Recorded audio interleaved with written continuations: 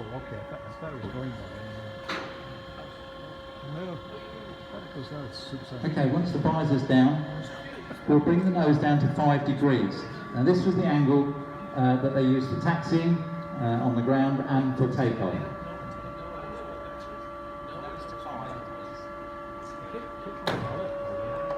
Nice. Oh wow, look at that. That's so cool. Okay, we're now at 5 degrees. We do have a member of our society who actually flew Concorde. He's an ex-pilot called John Hutchinson, and he said that sitting on the flight deck when the nose was at 5, it was always quite comforting to be able to see the end of the runway, because you knew then how long you'd got to pull the stick back and get it off the ground.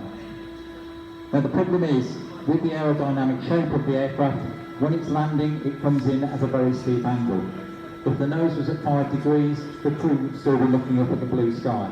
So it has to come down to a different degree, and originally they went for 17.5 degrees.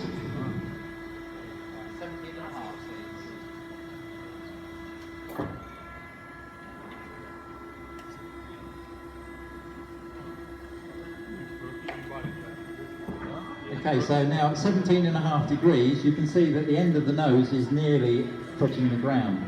And this gave a great view to the flight crew, except that they couldn't see the end of the nose. So they didn't really have a point of reference. They had a great view of the ground, but they weren't sure exactly where the nose was in relation to the ground.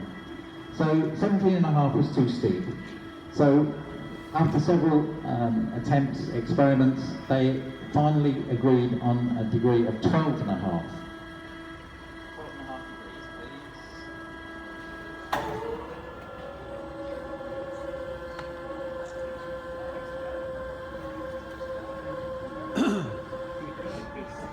So we're now at 12.5 degrees, which when it was coming into land gave the crew excellent visibility. They could also see the end of the nose, and so everybody was happy.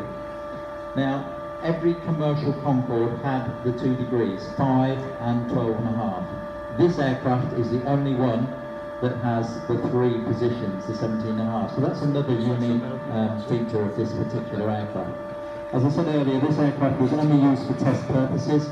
It carried engineers, and it carried 12 tons of computers, which I was speaking to one of you earlier, and we said we'd probably get that on an iPad or an iPhone these days. But 12 tons of computers. There are photographs on the aircraft, which again you will see as you go through later.